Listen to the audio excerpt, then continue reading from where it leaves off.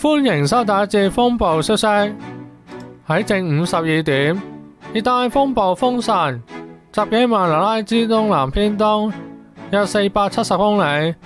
預料向西移動時速約20公里，靠近呂莎帶並逐漸增強。睇下熱帶船路徑圖，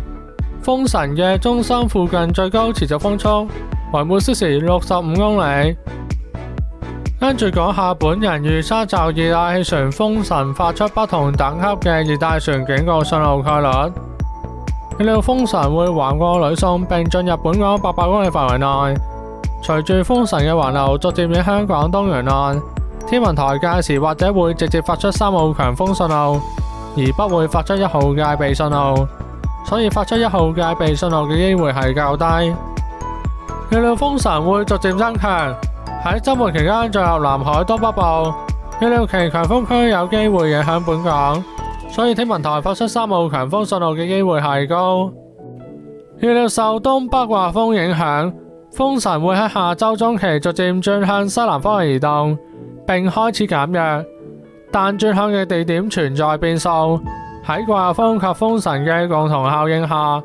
離岸及高地風力可能間中達烈風程度，所以天文台發出8號烈風或暴風信號嘅機會係較高。睇埋熱帶船路徑圖，喺10月19號上晝8點，增強為熱帶風暴，中心附近最高持續風速為每小時85公里。